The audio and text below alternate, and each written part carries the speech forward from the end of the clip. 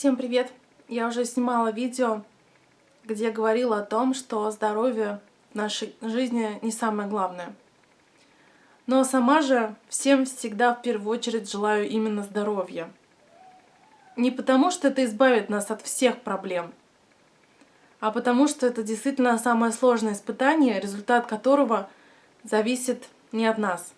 Это что-то более глубокое, неподвластное, непонятное для нас. Когда рождается больной ребенок, это страх, слезы, боль, стресс, все это вместе и все сразу. И это настолько сложно для нормальной психики, что очень часто случаются такие страшные вещи, как суицид, разрушение семей, жизней. Как справиться со всем этим? Мы этого не заслужили. Нас к этому никто не готовил. Как маме не сойти с ума, как папе не сбежать с тонущего корабля, как остальным детям, людьми нормальными вырасти.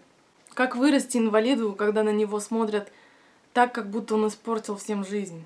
Возьмем две вымышленные семьи. Они очень похожи. Мама, папа, несколько детей. И у этих семей случается страшное несчастье. Одновременно двум младшим детям из разных семей ставят инвалидность. Родители выдержали это испытание, и обе семьи остались целыми. Они никогда не виделись, не общались. И вдруг, спустя много-много лет, две уже немолодые женщины случайно познакомились, разговорились и удивились, насколько похожа у них ситуация.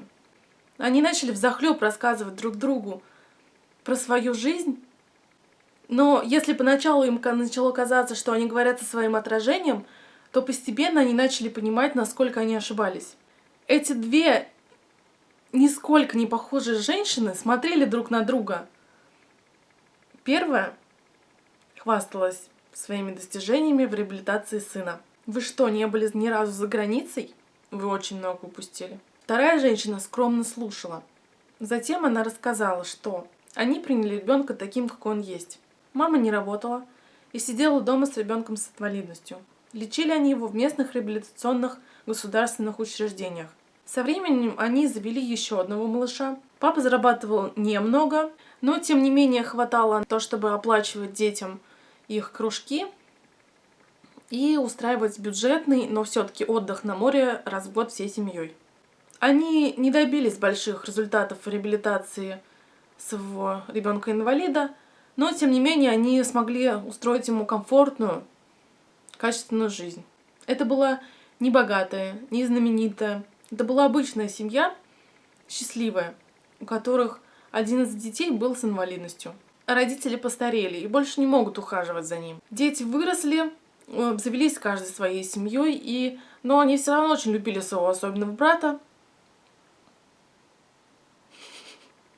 И как могли, заботились о нем. По очереди. Первая женщина молча слушала все это. Но на последних фразах она уже не сдерживала слез. Только сейчас она поняла, что сделала неправильный выбор еще тогда, в самом начале. В их семье была установка реабилитировать ребенка любыми целями и средствами. Мама получила несколько образований по этой специальности и занималась с ребенком сама дома по нескольким методикам. Папа уехал в другой город и устроился на хорошо оплачиваемую работу. Мама добивалась квот, путевок, устраивала сборы, постоянно ездили на лечение в другие города и даже за границу. Они добивались колоссальных результатов в реабилитации ребенка. Он пошел, он заговорил. С трудом и кровью они добились поступления в обычную школу, а затем в университет. Учеба давалась очень тяжело, но это делалось ради его будущего. Женщина прекратила свой рассказ. Она не смогла договорить правду о том, что семья-то была разрушена.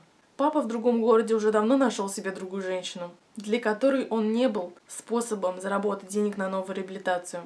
Другие дети были лишены родительского внимания, они выросли обиженными, ущемленными и разъехались по разным городам, как только появилась возможность. А что с инвалидом? Он уже не инвалид. Он живет один, отдельно, может, но он не работает, потому что он устал, он работал всю свою жизнь. И, к сожалению, он вырос большим эгоистом. И всем остальным людьми, чьими-то желаниями пренебрегалось.